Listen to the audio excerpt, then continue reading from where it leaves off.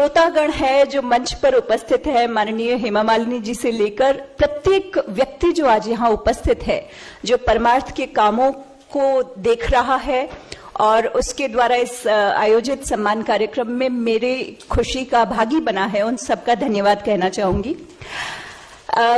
मुझे कहा गया था कि मैं अपने बारे में कुछ बताऊं। मुझे कहा गया था कि मैं अपनी जर्नी शेयर करूं आप लोगों के साथ। ये जर्नी वैसी ही है जैसी भारत के किसी एक छोटे से गांव में जन्मी किसी लड़की की होनी चाहिए। मैं राजस्थान में नागौर में जायल तहसील है एक, उसके कठौती गांव में पैदा हुई हूं और मेरे जन्म के 1-1.25 साल बाद मेरी छोटी बहन का जन्म हुआ। आप में से बहुत सारी महिलाएं और इवन पुरुष भी मुझे मालूम है जो राजस्थान में है, जो राजस्थान से आए हैं, वो जानते होंगे कि किसी परिवार में एक के बाद दूसरी बेटी का जन्म लगातार हो जाए तो माँ बाप पर क्या बीतती होगी, और माँ बाप से ज्यादा उन सभी रिश्तेदारों पर जो ये मानकर चल रहे होंगे कि हम दोनों बेटियां हमारे माता पिता पर एक बहुत बड़ा बोझ है, क्योंकि दहेज देना पड़ेगा, शादी और सारी जिंदगी। इनफैक्ट मैं जब पढ़ाई कर रही थी तब भी मैंने हमेशा ये सुना कि 10वीं कर लिया अब शादी कर दो, 11वीं कर लिया अब शादी कर दो, 12वीं कर लिया अब शादी कर दो। आप में से जो भी नागौर को जानते हैं, बालिका वधू की कहानी इनफैक्ट जैतसर गांव पे है जो नागौर और जोधपुर के बॉर्डर पे है, और राजस्थान में सबसे ज्यादा आखा तीज पे जो शादियां की जाती है वो नागौर में की जाती है, और जिस कम्युनिटी में की जाती है मैं उस कम्युनिटी से हूँ। और मेरे सभी कजिन्स, मेरे सभी मामा जी के बच्चे, चाचा जी के बच्चे, ताऊ जी के बच्चे, सबकी शादियां 18 से पहले हुई थी। ऐसी परिस्थिति में मेरे माता पिता ने जब यह निर्णय लिया कि 10वीं कर लिया फिर भी पढ़ती रहेगी, 12वीं कर लिया फिर भी पढ़ती रहेगी, ये आसान नहीं था, बिल्कुल भी आसान नहीं था। इनफैक्ट अक्सर सुनने में आता था, रिश्ते नातेदार कहते थे शादी नहीं कर रहे हो, पढ़ा रहे हो, कलेक्टर एसपी बनाओगे क्या? और मुझे कहते हुए सच में खुशी होती है कि मेरी बहन, छोटी बहन जो कि कच्छ में एसपी बनी, कच्छ भारत का सबसे बड़ा, ज्योग्राफिकली भारत का सबसे बड़ा जिला था, जिसकी वो पहली महिला एसपी बनी। और मैं अभी जिस जिले में कलेक्टर हूं वो लोक संख्या की दृष्टि से भारत का सबसे बड़ा जिला है। ये बात कहने के पीछे एक्चुअली कोई ऐसा कुछ इंटेंशन नहीं है कि मैं कुछ मोटिवेट करना चाहती हूँ वगैरह वगैरह, बट मुझे कहा गया था कि मैं बताऊं, क्योंकि कई बार ऐसा होता है कि हम में से बहुत सारी महिलाओं को लगता है कि अगर हमने ग्रेजुएशन कर लिया तो काफी है, हमारी शादी हो गई अच्छे परिवार में तो काफी है, नौकरी लग गई अच्छी तो काफी है, बच्चे हो गए तो काफी है। मैंने रिजर्व बैंक ऑफ इंडिया में 5 साल नौकरी की, मेरी शादी हुई, रिजर्व बैंक ऑफ इंडिया में ही मेरे हस्बैंड काम करते हैं, बेटा हुआ, उसके बाद मैंने यूपीएससी की तैयारी की और उसके बाद मैं यहाँ आप सबके सामने खड़ी हूँ।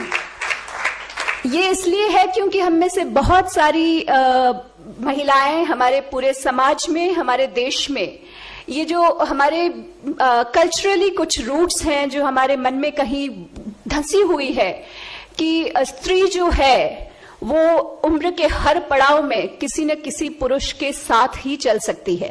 हमने सुना है बहुत बार कि पिता रक्षति कौमारे, भर्ता रक्षति यौवने, रक्षन्ति स्थविरे पुत्रा, ना स्त्री स्वातंत्र महति। स्त्री कभी भी स्वतंत्र नहीं हो सकती है, उसको उम्र के हर पड़ाव में किसी न किसी पुरुष की आवश्यकता होती है।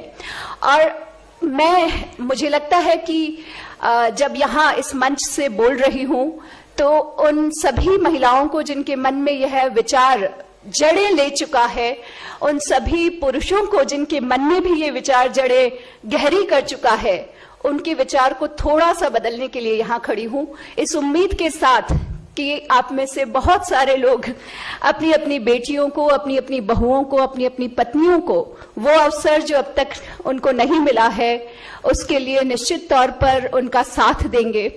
क्योंकि जब कभी एक महिला अपने लिए खड़ी होती है तो वो महिला अपने लिए खड़ी नहीं होती है, वो उन सभी महिलाओं के लिए खड़ी होती है जो इस देश में है। तो जब मैं अपने लिए स्टैंड लेती हूं तो मैं अपने लिए स्टैंड नहीं लेती हूं, इस देश भर की उन सभी बेटियों के लिए स्टैंड लेती हूं जो कहीं ना कहीं किसी चाइल्ड मैरिज के शिकंजे में फंसती जा रही है, जिन्होंने बचपन से ताना सुना है कि पढ़ाई करवा के क्या कर लोगे, दहेज का बोझ समझा जाता है जब 2 बेटियां पैदा हो जाती है।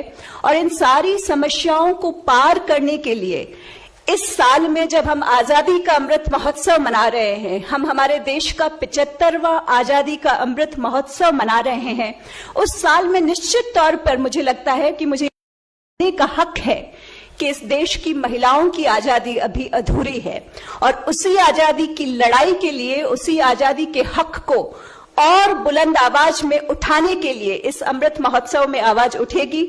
और हमारे बीच में सांसद हेमा जी हैं, निश्चित तौर पर वो संसद में भी अनेक बार महिलाओं के हक पर आवाज उठाती रही हैं। मेरे जैसी बेटियां मुंबई उपनगर में कलेक्टर बनती हैं, या मेरी बहन जिसके जन्म पर मेरे ननिहाल में मातम छा गया था, मेरी दादी नानी सब उदास हो गई थी कि लगातार 2 बेटियां हो गई है, वो शक्ति का रूप बनकर आईपीएस ऑफिसर बन सकती है। तो हर घर की हर बेटी अपने मुकाम को, अपने सपनों को पूरा कर सकती है। आपके आसपास में जब भी कोई ऐसी बेटी दिखाई दे जो जुनून के साथ, पैशन के साथ कुछ करना चाहती है, तो आप निश्चित तौर पर उसको मदद करें। और इस मामले में परमार्थ ने कुछ ही दिनों पहले एक बहुत अच्छा काम किया है जो मैं आप सबके सामने रखना चाहती हूं।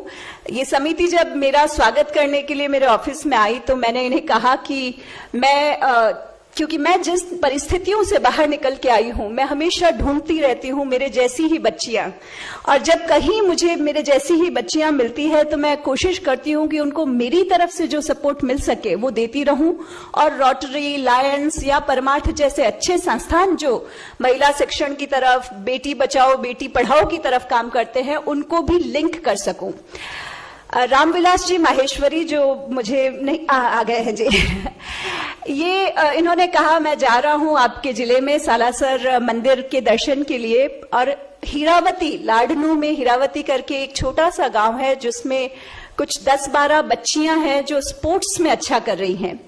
मुझे जिस दिन पता चला कि वो बच्चियां बहुत ही वल्नरेबल सेक्शन से हैं और उन बच्चियों की पढ़ाई के लिए भी उनके पेरेंट्स तैयार नहीं थे, बट वो स्ट्रांग है और वो चाहें तो डेफिनेटली स्टेट लेवल पे, नेशनल लेवल पे कुछ रैंक मिला सकती हैं।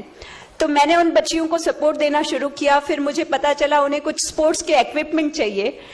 इन्हें बात करते ही इन्होंने इमीडिएटली उस स्कूल में विजिट किया। स्कूल में विजिट करने के बाद स्कूल से लिस्ट बनवा के ली और तुरंत 10 लाख रुपए का डोनेशन उस स्कूल को दे दिया। और वो सारे इक्विपमेंट जो रामविलास जी ने दिलवाए, उनका आज वहां के लोकल एमएलए ने उद्घाटन किया है। मैं निश्चित तौर पर चाहूंगी कि आप में से सब, क्योंकि हम सब इस जिंदगी में, कोरोना ने हमें एक चीज तो सिखाई है कि कुछ भी अगर निश्चित है तो वो है मृत्यु। कभी भी किसी भी क्षण हमारी आ सकती है और सब कुछ जो हमारे बिलोंगिंग्स है वो यहीं रह जाने हैं।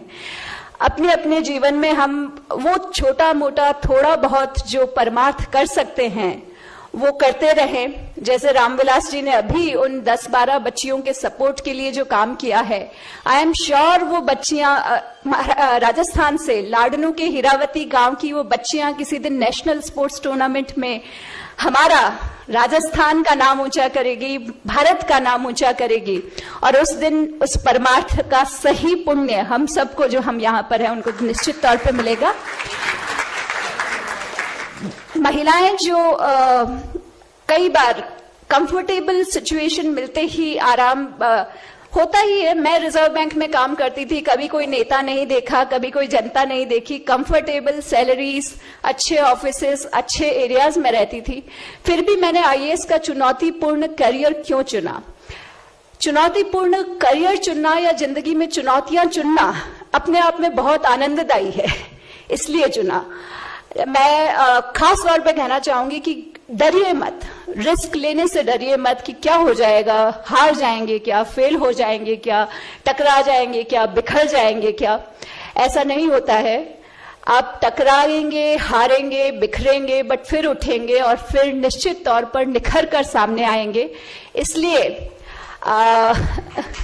एक ही जाते in fact I have spoken too much, मैं एक छोटा सा शेर बोलना चाहूंगी। नशेमन नहीं तेरा, नशेमन नहीं तेरा कस्र सुलेमानी के गुंबद पर। इसका मतलब है कि आपका आशियां, आपका रहने की जगह जो है वो किसी महल का गुंबद नहीं है। नशेमन नहीं तेरा कस्र सुलेमानी के गुंबद पर, तू शाही है, तू बाज है, तू शाही है, बना आसियां पहाड़ों की चट्टानों में। तो आप सब पहाड़ों की चट्टानों में जीने के लिए बनी हैं। आप चुनौतियां सहन कर सकती हैं, चुनौतियों के पार विजयी हो सकती हैं, यशस्वी हो सकती हैं। इन्हीं शब्दों के साथ मैं आप सबको दिवाली की शुभेच्छा देना चाहूंगी। दिवाली के साथ हमारे देश में त्योहारों की एक मालिका आती है, उन सारे त्योहारों की शुभेच्छा देना चाहूंगी। और आजादी के इस अमृत महोत्सव पर निश्चित तौर पे हमारे समाज की, राजस्थान की और इस देश की बेटियों के लिए भी आजादी का महोत्सव शुरू होगा। इस शुभेच्छा के साथ जय हिंद, जय महाराष्ट्र।